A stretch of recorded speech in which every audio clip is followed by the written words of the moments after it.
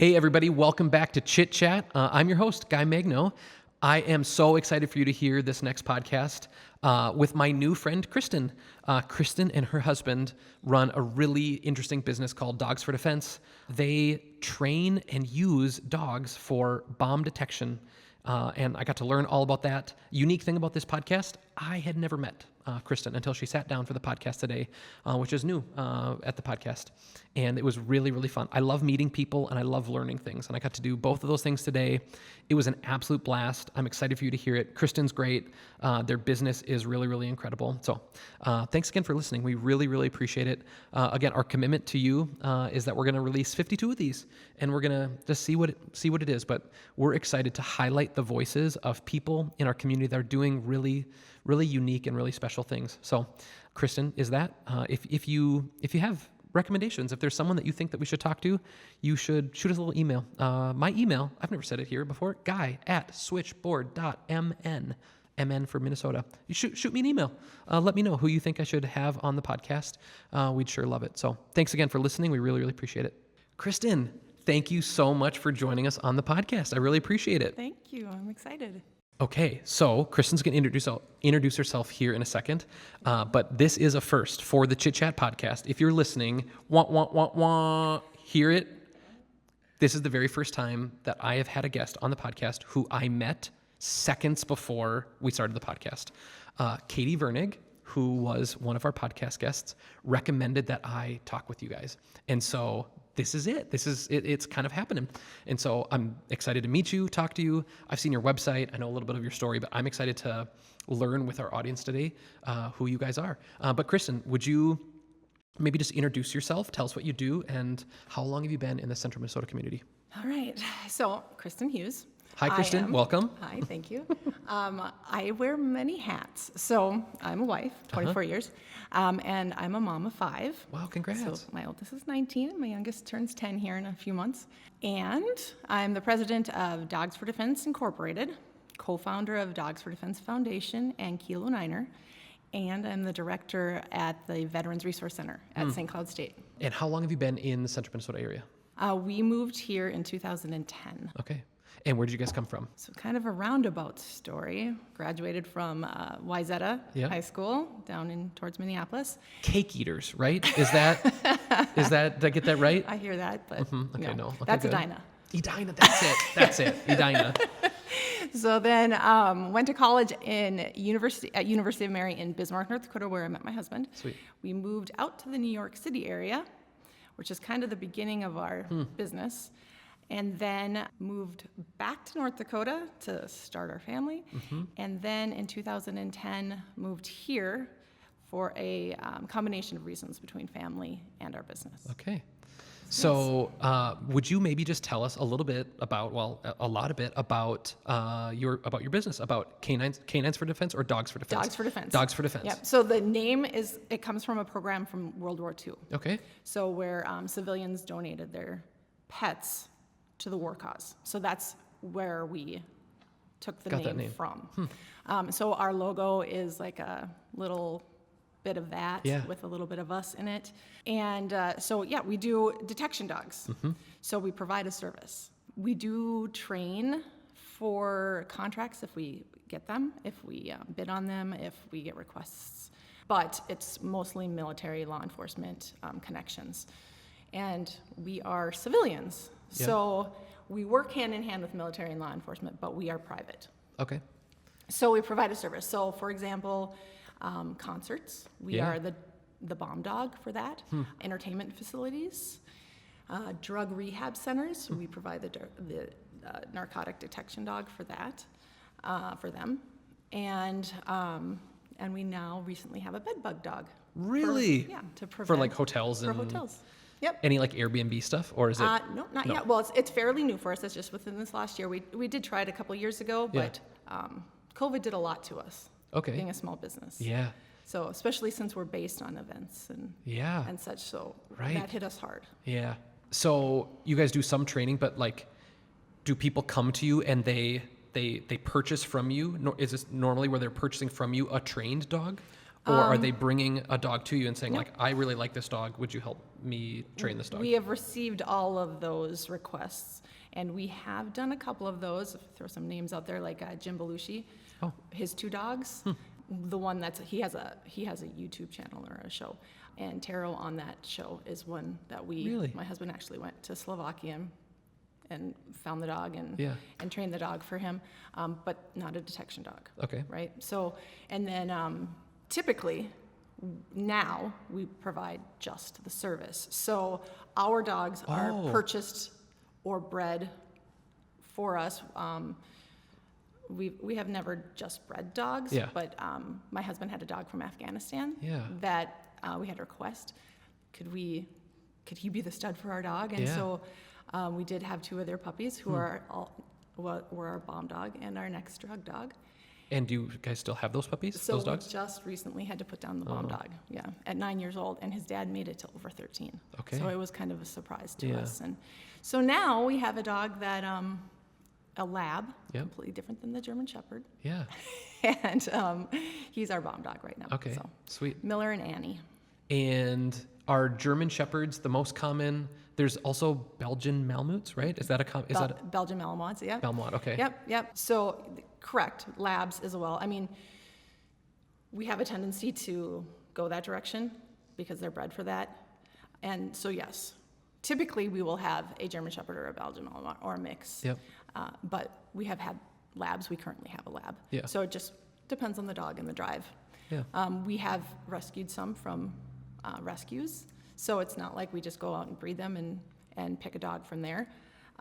And that's kind of what our Dogs for Defense Foundation is all about as well, is kind of trying to find these working dogs a purpose.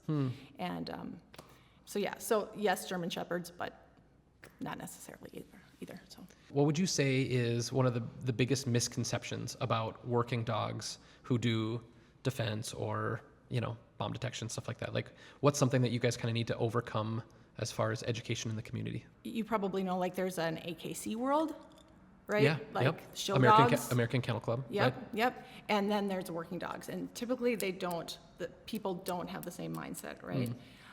Right. So there are a lot of misconceptions about the working dog. So just being super aggressive and violent, and that can be true in some cases. But what's different about our business is that we don't do any of that training or for bite work.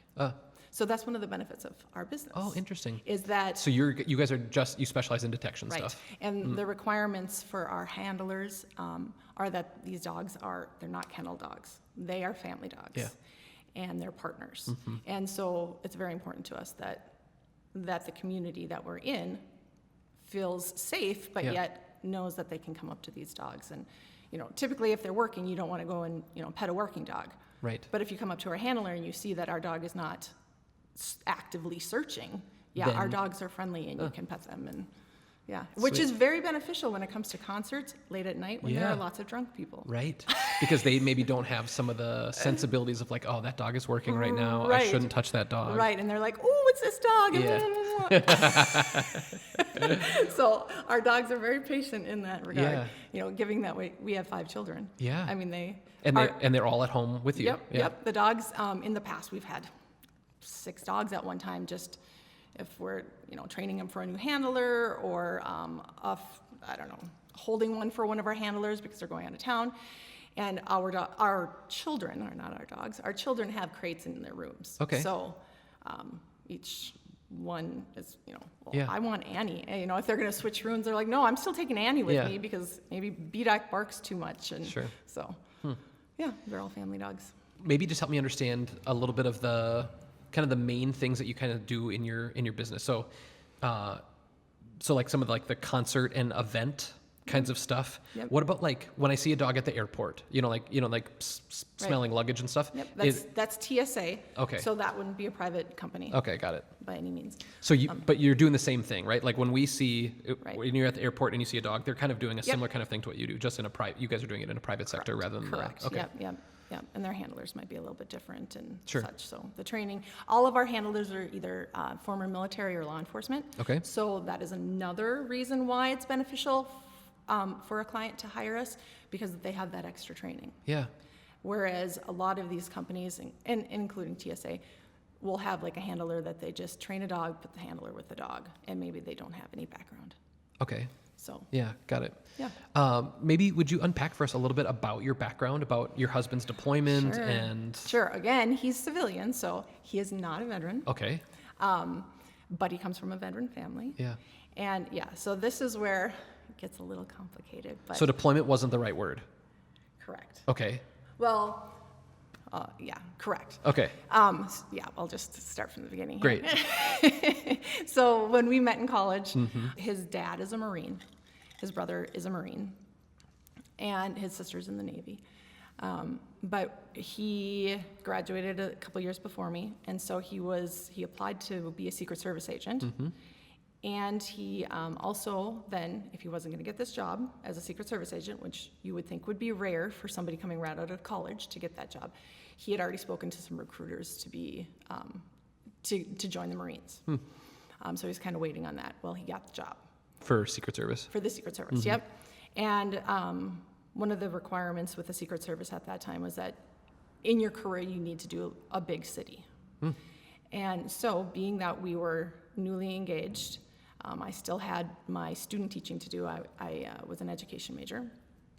He would go ahead and we would go ahead and do the New York City jump right away. Yeah. And so he moved out there. And did you student teach out there? No, so I finished up my student teaching down in Minneapolis area, Brooklyn Park, and graduated in May and moved in June. All right. I got married in June and moved in June, and of 2000. All right. So we are now, the summer of 2000, I get a job in New Jersey. We live right over the bridge. Yeah. Dan, my husband, I never ever actually said his name. Dan, his office building was World Trade 7. Okay. So, you know what happens, 2001. Yeah. So we were there for that. Wow. And he received the Medal of Valor for his actions that day. Yeah. And it was just like what you see in TV, like he came home covered in, head to toe, covered in soot. Yeah. I stayed at school longer than I didn't realize when he could get back. Cell phones coverage back then wasn't great. And Yeah. he had a work phone and that was it. And so anyway, September 11th like shaped our lives. Yeah. So we had our first dog at that point. We had just bought in July of that year, a German Shepherd, and happened to come from working line. But that wasn't the intention. She was just supposed to be a pet. Yeah. And a lot of it was because Dan would be traveling a lot and I would be at home. Sure. Well, September 11th happens. There's a shortage of bomb dogs in the area. So he makes this request, proposal that, hey, can I train my dog? So he got it all approved with Port Authority Police out there, did his training for him. He went through the course. Right before he was about to graduate, the Secret Service cut the program. Oh, bummer. Well, at that point, he knew that's what he wanted to do for a career, and he was devastated. So he stuck it out a little bit longer, and we ended up, I was also going for my master's, and I had just gotten pregnant. So all at the same time, we decide, you know what, we're not going to raise our kids here. We're not happy with this. So we decided to go back to North Dakota, where he had spent most of one time in one location. Yeah. So he lived there for his whole college career. Prior to that, he had moved around a lot. So he felt like that was home. They were able to let him use our bomb dog. And normally that's not the case with the police department. You usually have to do patrol or such before you can be on a specialty team. Yep. But they said, no, go ahead, bring her with. And so she was the only bomb dog in the region. He started to feel while we were there, I was staying at home with the kids. And 2007, well, he started to feel like he needed to do more. He just started to feel like he felt guilt and needed to do more. So he decided to go privately overseas. Okay. So he found a company that said that he could use our dog. Wow. Our dog's name was Oakley, and she's who we based our logo on. However, they said, well, we'll get you over there, then we'll figure this out.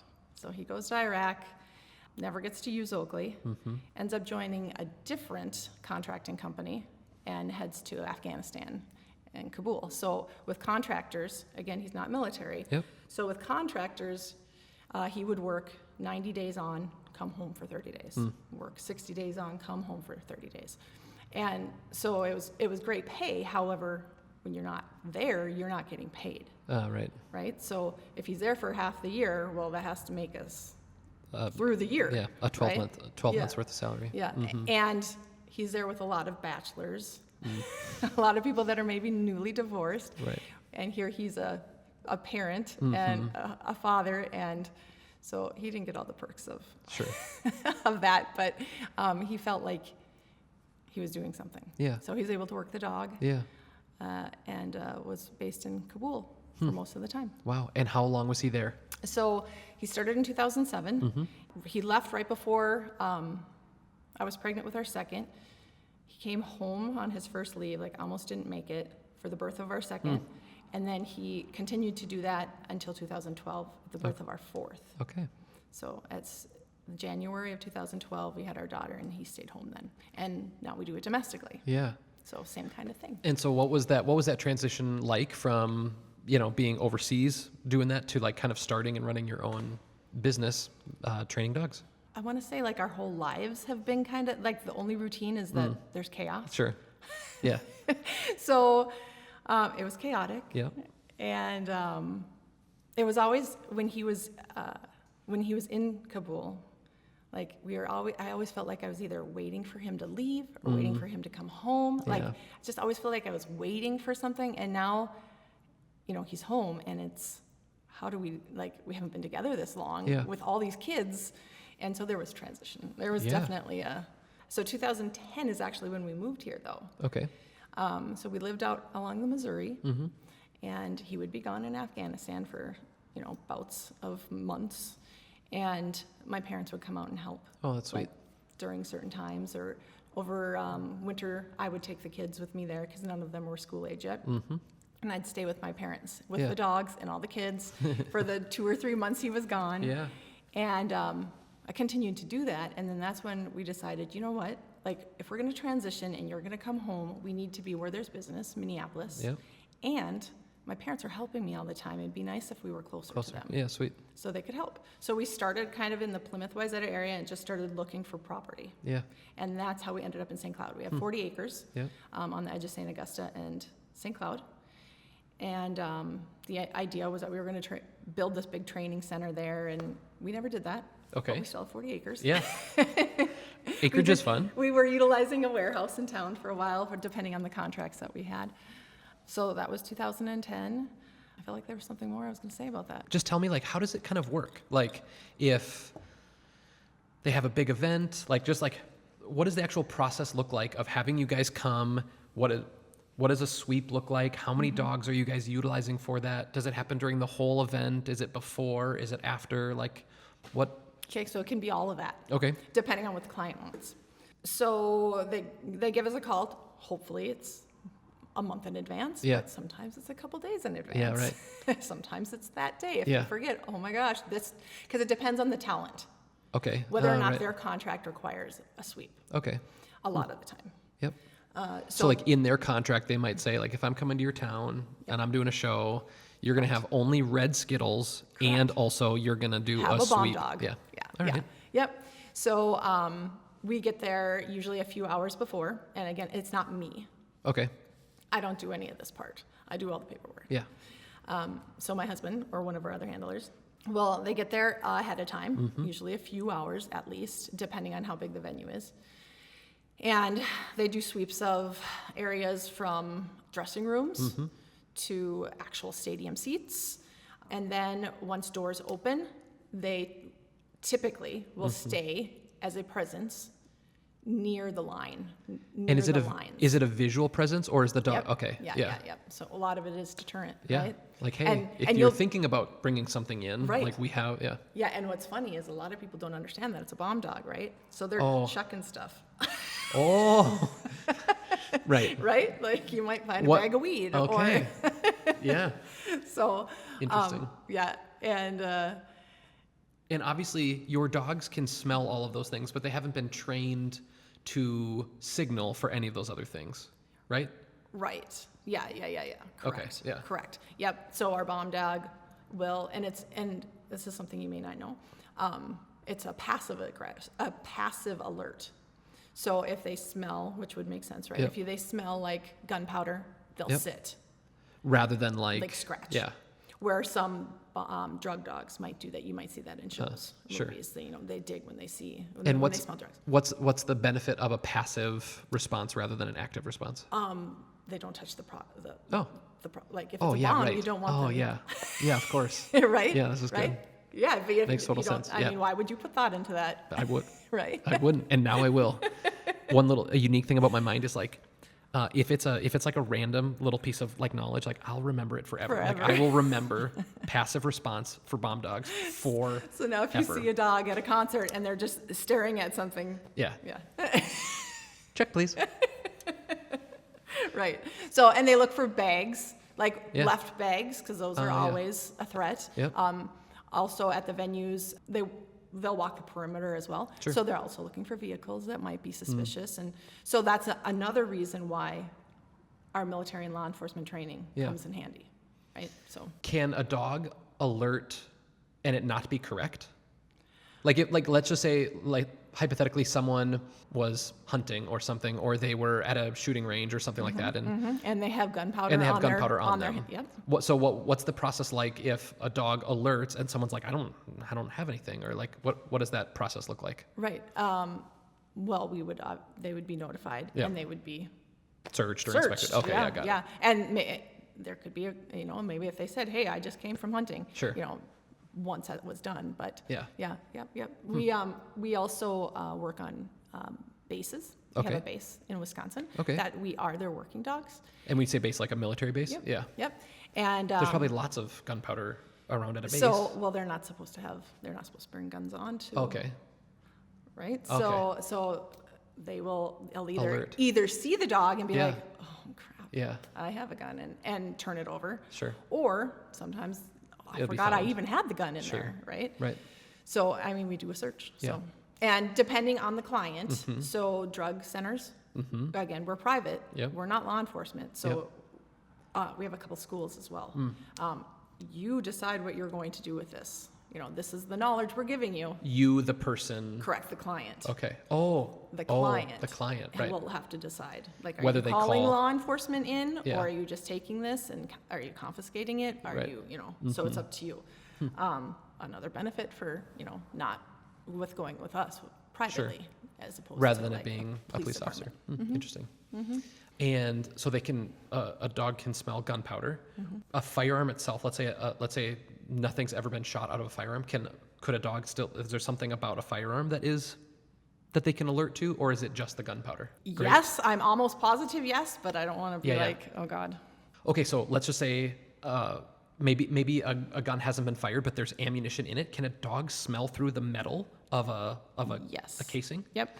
So they're trained on that gunpowder and they can smell that gunpowder. Even through all the metal and stuff. Yep. Wow. Yep. Man, what an incredible sense of smell and. Right, and so we train on all live. Sure. Like real drugs, real training aids. They do make some synthetics and we don't do that. Sure. So we have a DEA license. We have an Wow. ATF license. Like we are regulated by them. What's the process for you guys to get and keep Right. drugs? Like what, is it okay for me to ask that? Like what's that I like? mean, we fill out paperwork and they come and they weigh everything we have. yeah, right. When we take something out of storage, we write down, we record what goes back in. If we have stuff to destroy, we usually give it to departments and they'll destroy it for us. And Wow. they come out and regulate us. And Yeah, of course. But yeah, I can't imagine a good way of doing that without actually having the real thing to train on. So, Right. Wow. Oh, that's so fascinating. And would you unpack a little bit for us, the kind of the joy or challenge, if there is, of living with working dogs? Do the dogs struggle going back and forth in between, like, I'm working right now, I'm not catching a ball with my little owner who's 7, I need to work now? Is there any of that for the dogs? I'm not going to say there's difficulty in transition. I think there's difficulty in us understanding that there isn't really a transition, right? So, I mean, I guess we don't have that difficulty anymore. Yeah. But somebody looking in might think that. Yes, our dogs, we're German Shepherds. So again, this is dependent on the dog. So like I said, we have a lab right now, right? Mm-hmm. And his work drive is way different than our other dogs. Is it lower? Yes. Yeah. Yes, and he would prefer to sleep all day. So when it comes like to break time when he's working and we're working at this giant outdoor entertainment area, instead of taking a break in his crate, he'll typically like just sprawl out on the grass. Or Dan takes him out of his crate to get going, and our other dogs will be like, woo, I want to work. Not Miller. Huh. Miller just goes and lays down like, do I have to go? Oh, that's interesting. However, he's good on his scent. So, but really, I mean, ultimately, we want our dogs to be happy too. Yeah, of course. So Miller won't be working too much longer. He'll be a family dog. Yeah, sweet. We'll replace him soon. But that is what's so enjoyable about these dogs is you get to see how much they enjoy it. Yeah. Right? And sweet. And so, they don't come down very often. They're usually on the go. So, you know, the movie Christmas Story? Yeah. When the dogs come running through the kitchen and the turkey's gone. And I mean, that's like every morning for breakfast. Every morning. Yeah. I was in Nome, Alaska years ago for the Iditarod. Are you familiar with the Iditarod? Yes. This is, I think, the world's largest dog sled race. And I was there. I was taking some pictures. And I was walking through town by myself. And I met a man from Nome who was an Inuit or an Eskimo. I asked him, and he prefers Eskimo. And I just started talking with this guy, and we somehow got onto talking about traps, like trapping in the sea. And he said, "Do you want to see the traps?" And I just said, "Sure." And so we got on his snow machine, which is what he called a snowmobile, which I think lots of places in the world call them snow machines.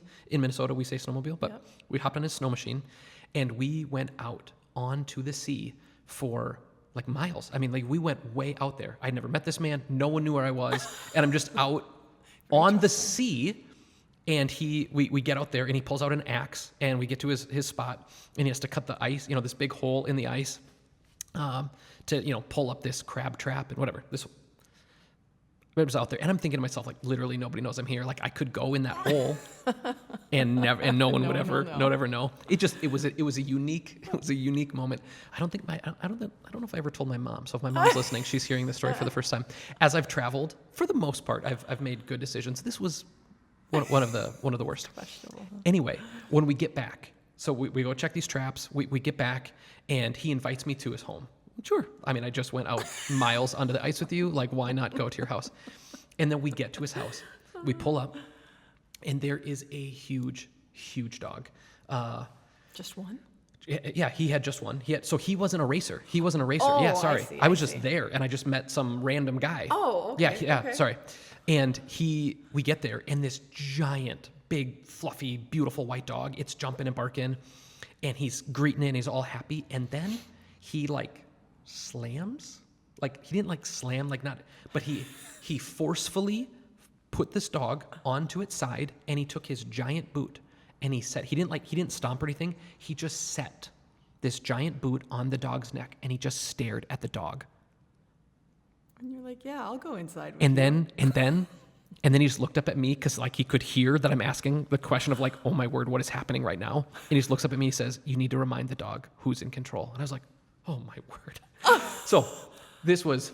Well, I can comfortably say that I've never put my foot on the dog's neck. Good. This is good. Nor has my husband. You've heard it here first. There are different ways of training a dog. There are. And my husband would say that. Uh-huh. Same with training for detection work. There are different ways. Yeah. So, but that seems so aggressive. Also, unique thing about the Iditarod, they had just, these dogs had just come across, the bell rings. So you're just in town, you're just waiting for these mushers to come across the line, and you don't exactly know when it's going to be because it's just a real race and who knows. And they ring a bell, in town. And so like everybody can run down. And the guy's name was Lance Mackey. And it was his second year in a row, maybe third year in a row of winning. I think it was his third year that he won that year. And he comes across the finish line, and I think the dogs had just run, I think it's like 1,200 miles or something absolutely crazy, right? And when he crossed the line, he had to put anchors into the snow, like these hooks, because all the dogs wanted to do was run. And I'm thinking to myself, like, oh, these poor dogs, they're tired, and they're probably thinking like, I want a bed or whatever. Nope. No. Like, all they wanted to do, they had just run 1,200 miles, whatever it is, and if he hadn't put the anchors, these hooks, into the snow, they would have pulled the sled again, even though he told them they could stop running. It was like crazy. It was a fascinating thing to like, oh yeah, all this dog wants to do is to run. Yep. It was very fascinating to see. And also those dogs were much smaller than I thought. I would have guessed they would have been like wolf-sized dogs, these big, giant, muscular. They were really like almost, they felt petite in comparison to what my imagination was, but it was a fascinating thing to watch a working dog, right? In a similar kind of way. Not similar in what their task is, but these are working dogs who they have a task and a purpose, and they just want to do it. And they love it. Yeah. So it was a fascinating thing, a really fascinating thing to go and see. Yeah, that's pretty neat. What is one of your favorite things about Dogs for Defense? What do you love about what you guys do and what you get to help people with? It's family. Yeah. That we've stuck with it because it has not been easy. It has not been easy, from how it started to COVID, to trying to survive against these other large businesses. Interesting. But we still keep going. Good. So good. And now we're trying to find maybe a different route, so my husband doesn't have to be the handler. Sure. Be a handler. Yep. Forever. Yep. And so we have this new project, Dogs for Defense Foundation. And so the point is that we find working dogs, or we find dogs that could be working dogs. So we either find working dogs and we find them another purpose, we find them, retrain them, rehome them, or we find dogs and we train them to be working dogs because you can tell that's what they want to do. Well, we had this unique situation. I don't know if you remember, in 2021, August, the United States pulled out of Afghanistan. Right? I do remember that. Yes. Yeah. So I don't know if you remember the stories of all the dogs and cats on the tarmac. I don't remember the stories about the dogs. So there were like 300 let loose. Oh, wow. So and were these all like pets of expats? They're all part of a rescue. Okay. They're all part of this rescue that it's an American organization, but like it's an American 501(c), right? But she's based out of there. Her name's Charlotte, and she runs this rescue. And so the dogs are brought to her through the community. Yep. But they were also dogs that were left behind, military working dogs that were left behind. Before August. Because they knew we were going to be pulled out. Got it. That we were pulling out. So she had them all ready to go. Wow. And had a private plane ready and was not allowed to land. And then she was pushed off the tarmac. They had to let all the dogs loose. They cut the food open just so that they could all fend for themselves. Well, she ended up getting more of them back. So we have these dogs. We know of these dogs from Afghanistan, where my husband was. And there are 5 of them that were born from a military working dog. Okay. Over the last few years. All right. And she now is trying to get these dogs back out of Afghanistan. So she's had this huge campaign to get them all over here. Like raised $800,000. Oh my! Had a chartered plane built. They built all of the crates from scratch. Had them all palletized. And this was just at the beginning of June. So we knew these 5 dogs had come from a bomb dog, right?